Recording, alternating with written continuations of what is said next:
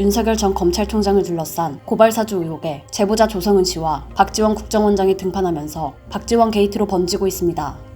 만남을 갖거나 SNS에서 댓글을 달아주는 등 평소 박지원 국정원장과 각별한 사이를 지낸 조성은 씨가 언론 제보 이후 박지원 원장을 만난 것을 두고 여권발 정치 공작이자 국정원 선거 개입이란 의혹이 제기됐는데요. 앞서 조성은 씨는 지난 7월 21일 인터넷 매체 뉴스버스에 제보한 이후 기사와 전인 8월 11일 서울 도심에 위치한 고급 호텔 식당 사진을 올렸습니다.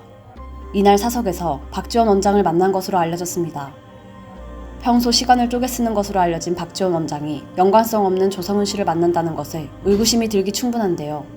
조성은 씨는 SNS에 박지원 국정원장과의 만남을 두고 역사와 대화하는 순간이라는 등 박지원 원장과 관련된 대다수 발언에 역사란 단어 의미를 강조하고 있습니다.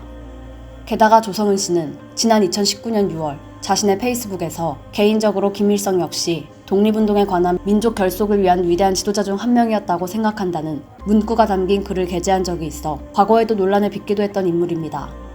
야권 대선 후보들을 비롯해 야당 의원들은 일제히 박지원 게이트에 대한 의혹 지적과 해명을 요구하고 있습니다.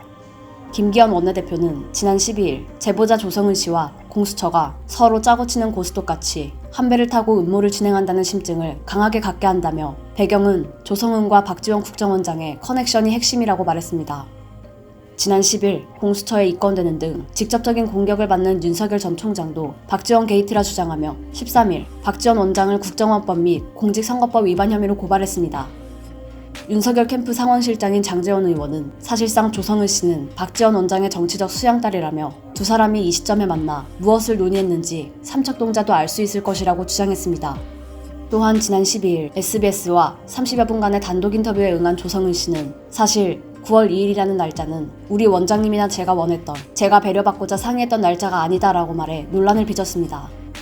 이에 이준석 당대표는 13일 최고위원회의에서 여기서 우리 원장님이 우리가 생각하는 박지원 국가정보원장 맞느냐고 반문하며 국가정보원법에 따라 국정원장은 국내 정치 참여가 엄격하게 금지돼 있다. 왜 이런 사안 보도에 있어서 국정원장이 원하는 날짜 이야기가 나오는지 궁금하다고 지적했습니다.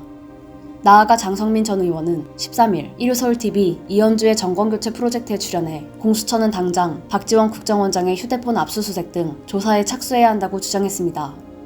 시사평론가 유창선 박사는 거의 자백 수준이라며 공익제보자가 맞다, 고발사주 공익제보가 아닌 정치공작 공익제보를 한 것 같다고 평가했습니다. 여당 측은 얄팍한 물타기라며 반박했지만 야당 측은 고발사주를 뒤이어 박지원 국정원장과 조성은 씨를 둘러싼 정치공작 의혹도 공수처 수사로 확대해야 한다고 역공세를 펴고 있습니다. 일요서울TV 신수정입니다.